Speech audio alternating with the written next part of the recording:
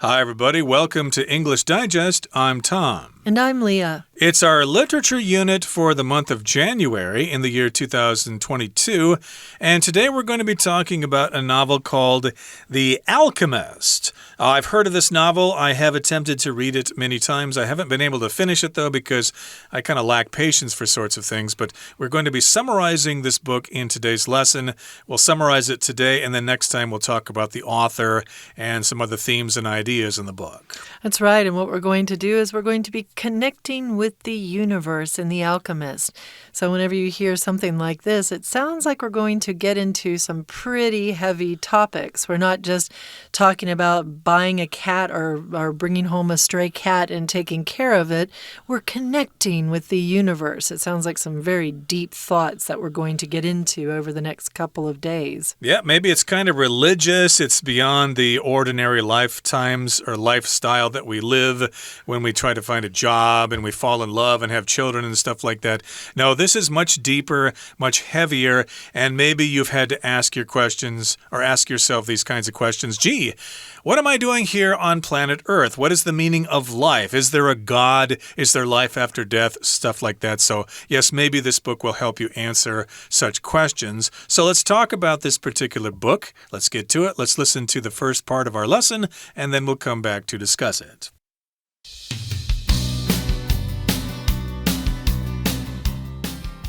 In the ruins of a Spanish church, a shepherd sleeps under a sycamore tree, dreaming of treasure buried under the Egyptian pyramids.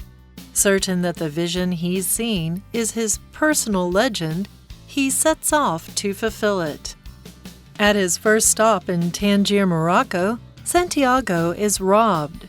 He starts working for a local crystal merchant to recover his losses. When the business is profitable, Santiago becomes wealthy and joins a caravan to cross the Sahara. During the passage, the caravan stops at the Al-Fayoum oasis to avoid battling tribes. There, Santiago falls in love with a woman named Fatima and contemplates staying. However, she urges him to complete his journey first. One day, Santiago sees hawks fighting and takes it as an ill omen. He warns Al-Fayoum's chiefs, helping them defend the oasis against an assault. An alchemist who hears the tale convinces Santiago to complete his pilgrimage, accompanying him and sharing lessons about the soul of the world, the spirit that unites everything in nature. When the men are captured by Arab soldiers, Santiago prays to a higher power called the Hand that wrote all. He realizes his soul is one with this force, and that he can perform miracles.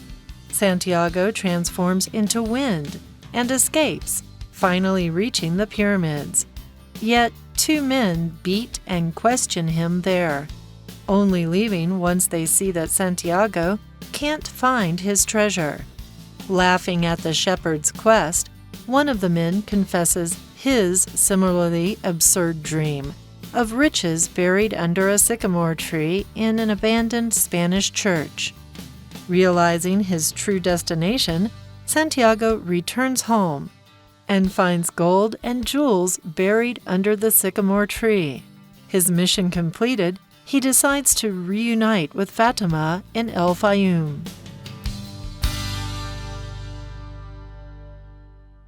All right, let's talk about the contents of today's lesson right now. Again, it's our literature unit for the month of January, and we're connecting with the universe in The Alchemist. We are becoming one with the universe. Now, in the ruins of a Spanish church, a shepherd sleeps under a sycamore tree, dreaming of treasure buried under the Egyptian pyramids. So this story begins in Spain, and this particular person is sitting under a sycamore tree, and he's also in the ruins of a Spanish church. So this is a Spanish Spanish church that has fallen apart. Maybe it was bombed in a war or something like that, but the ruins of a building just means the building is kind of falling apart and it's no longer complete.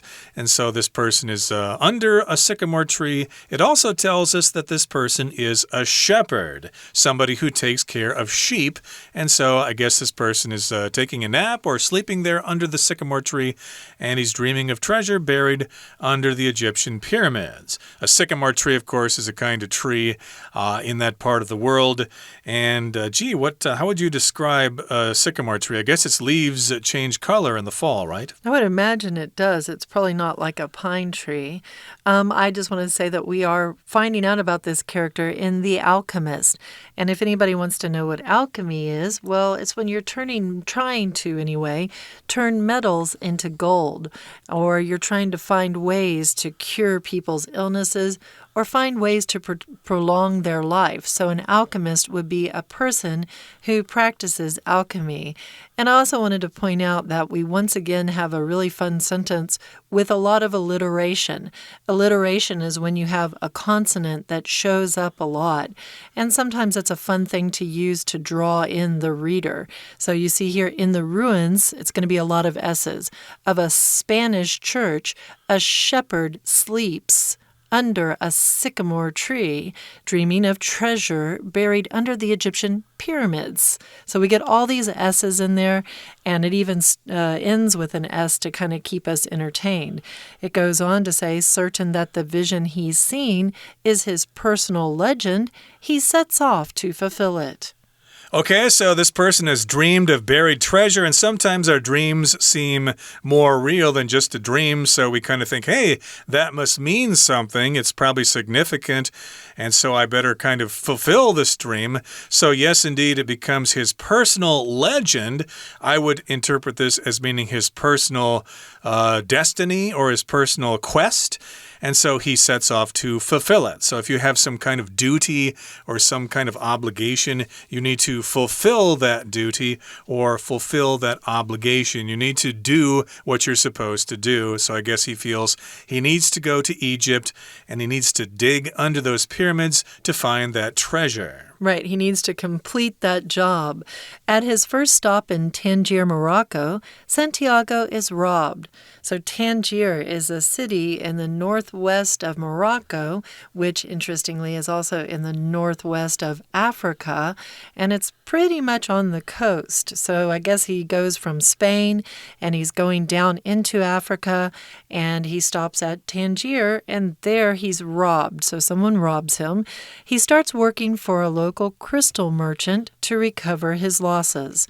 So a crystal merchant might be someone who sells crystals, or he buys crystals, or he might be someone who goes to the mines and digs out crystals. We don't quite know, but we do know that the reason why Santiago, our main character, is working with this crystal merchant from Tangier, a local crystal merchant, is to recover his losses. Recovering your losses is something you do when you've lost money. So, for example, if you go to gamble in New Mexico and you have lost a lot of, not New Mexico, sorry, Nevada, and you're in Las Vegas and you've lost a lot of money, well, you need to recover your losses by either trying to bet more money or maybe getting away from the table, going and doing some jobs and earning some money. Yeah, by becoming a dishwasher or something like that. It kind of makes me wonder if people traveling the world run out of money when they get to Taiwan, so they decide to stay here and teach English for a little while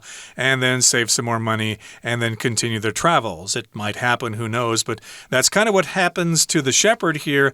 He's robbed. He cannot continue on to Egypt, so he's got to get a job there, and he works for a local crystal merchant, a merchant who sells crystals, and so the merchant is going to hire Santiago to work for him, and he's going to work for the merchant until he makes enough money to continue his trip to Egypt. Right, so when the business is profitable, Santiago becomes wealthy and joins a caravan to cross the Sahara. You can say it both ways as far as I know. Profitable here, when business is profitable, it means when he's making money from the business, when he's making profits. So he's doing pretty well. He's doing well enough to become wealthy. So he's well off. He has enough money to live, to eat, to pay for his clothes, and even more than he needs. So he has wealth. And he joins a caravan to cross the Sahara. So a caravan is often a group of wagons or a group of cars mixed together maybe with some animals. And people normally might travel in a caravan to kind of protect themselves from different dangers they might face on the way. Pioneers in the old days in America would have traveled in caravans to head west, and that might have been something they would have done to protect themselves from people who might want to fight with them. We should mention that the word caravan in American English means something slightly different to British people. In England, of course, a caravan is a special kind of recreational vehicle that they can tow behind another vehicle. When they travel around Europe and stuff like that, they might travel with caravans. But in this particular case, again, it's a lot of people traveling together, crossing the desert, and this caravan then stops at the Al-Fayoum oasis to avoid battling tribes. So an oasis, of course, is in the middle of the desert, and there are trees there, and there's water there, and you can stop there and get something to eat, or you can stay there for a little while to avoid the hot conditions of the desert. That's what an oasis is. But in this particular case, they're going there to avoid battling tribes. So you've got groups of people in the desert who are fighting each other, and they don't want to get in the middle of the fighting, so they go to the oasis to avoid those fighting people. And if you remember, he's heading towards the Egyptian pyramids to dig under them to look for treasure. And Al-Fayoum is actually an oasis, a real oasis, and it's a bit southwest of Cairo, Egypt. So he's on his way. He's making it across the Sahara Desert, and he's going to get there. But, well, he stops for a while at this oasis, and when he's there, guess what happens? He falls in love with a woman named Fatima and contemplates staying. If you contemplate something, you think about something, you consider something. So if you're contemplating staying at the oasis, I guess there's a town that's been built at this oasis. He's thinking very seriously about whether he wants to stay with this woman he loves. However, she urges him to complete his journey first. And that's where we're going to take our break right now and listen to our Chinese teacher, but stay tuned, we'll be right back. 大家好，我是派老师。今天讲解的是1月份 Unit 15 Connecting with the Universe in the Alchemist。这是第一天的课程内容。大家是否听过牧羊少年奇幻之旅？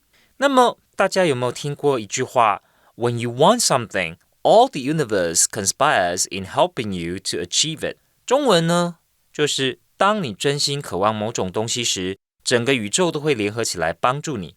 大家听过吧？这句话的出处就是《牧羊少年奇幻之旅》。这本书的主角是位牧羊人，名字叫 Santiago。这本书是寓言，叙述了他生命的寻宝之旅。我们现在一起看看这个单元的学习重点吧。在第一段，请同学特别注意到，这里呢，第二句有一个分词构句 certain that the vision he's seen is his personal legend. He sets off to fulfill it.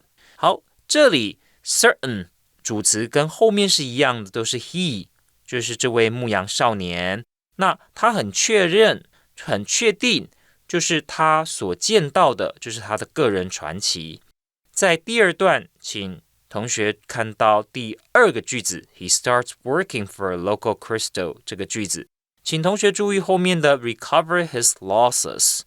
相较于不及物动词 recover 呢，它其实当不及物的意思是康复复原的。及物动词的用法呢，就像是比方说寻获，我们可以举个例子 Police recovered a stolen gun， 就是警方呢找回了丢掉的枪。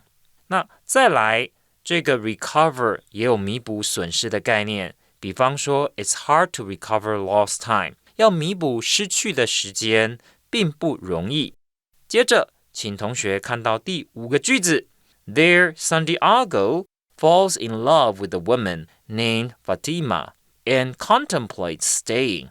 这里的 contemplate 请同学画起来，它就表示 consider 等于 consider 就是考虑，那当然也等于什么 things about. We're going to take a short break now, but please stay tuned. We'll be right back.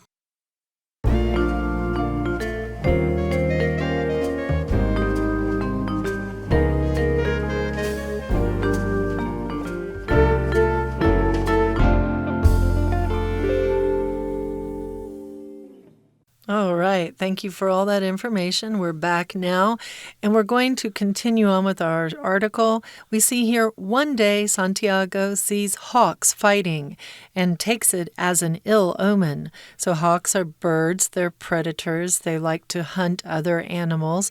A lot of times you'll see them up in the sky, floating, flying around in circles around something that's dead on the ground, just like buzzards do.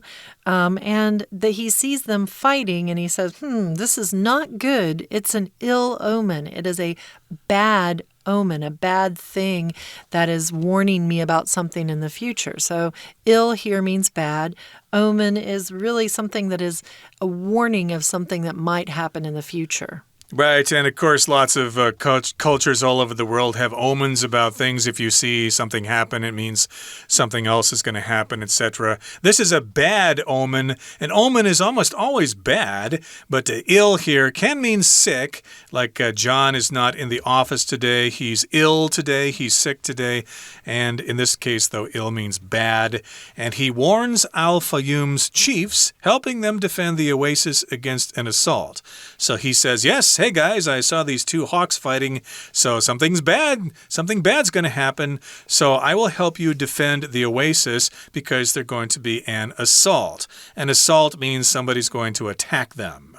All right, and what happens then? Well, an alchemist who hears the tale convinces Santiago to complete his pilgrimage, accompanying him and sharing lessons about the soul of the world, the spirit that unites everything in nature.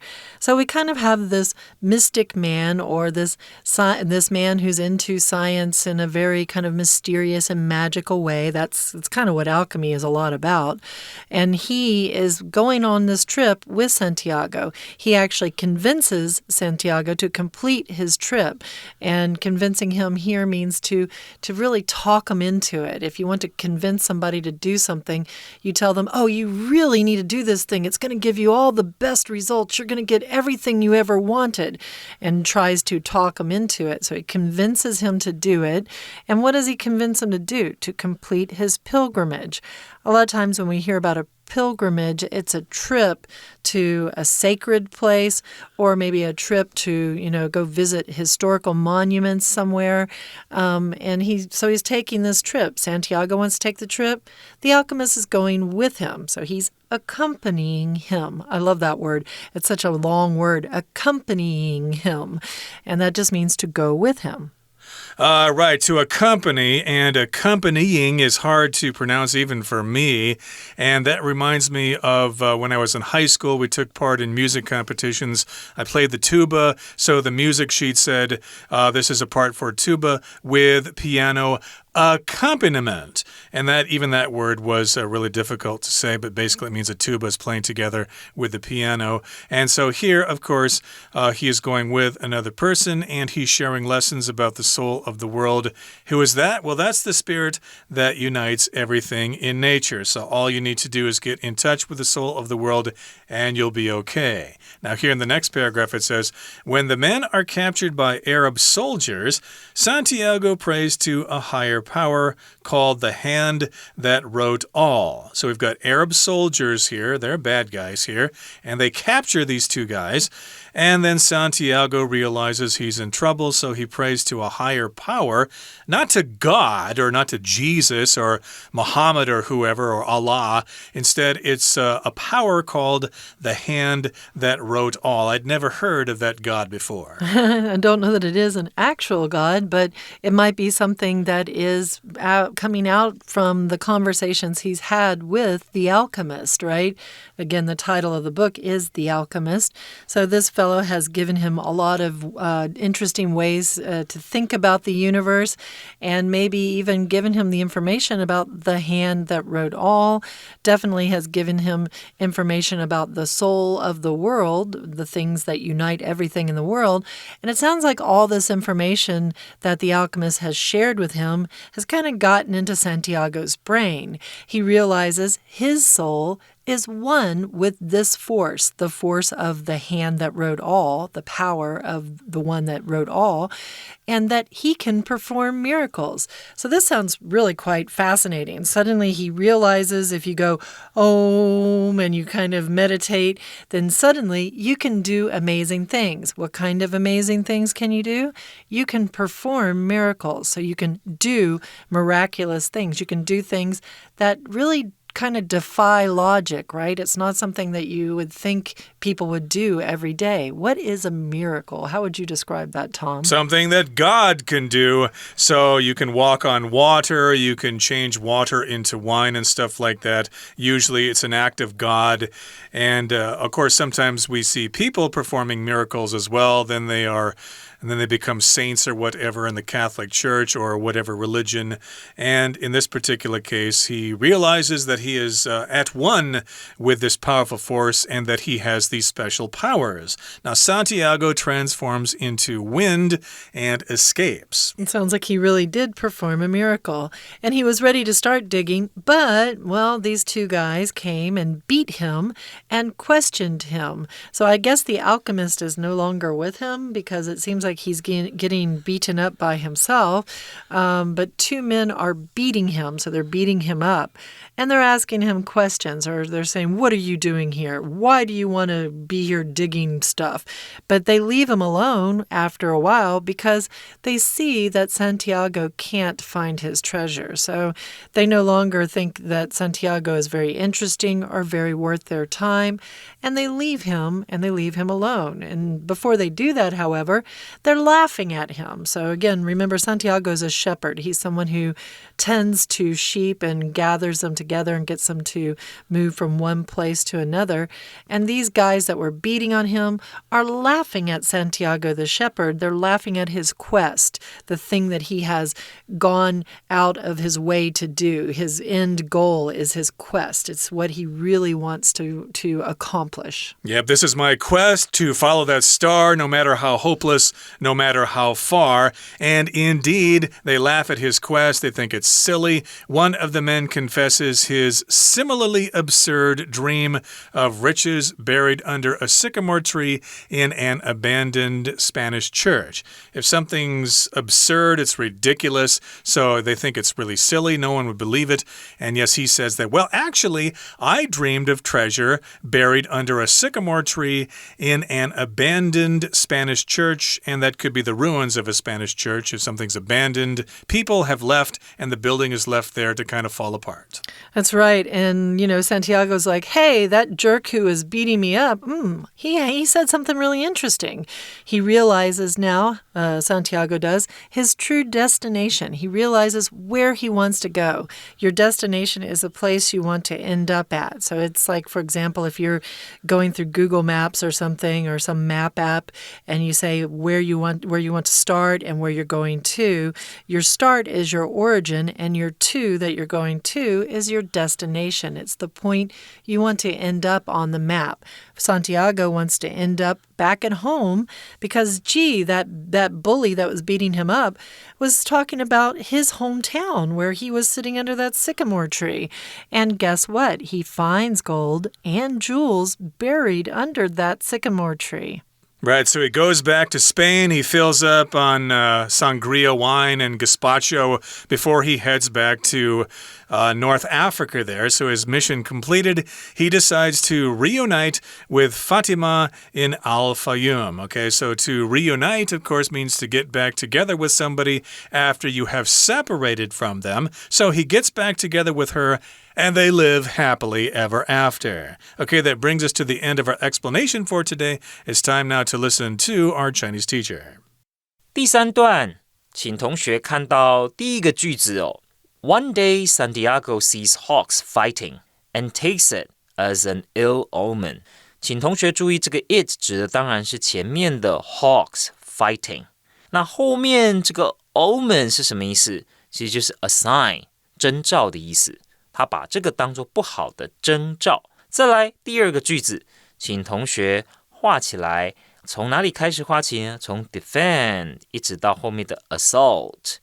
那他警告了这边的部落的酋长，那并且帮助他们防御 defend the oasis。帮助谁防御呢？帮助绿洲防御侵袭 against an assault。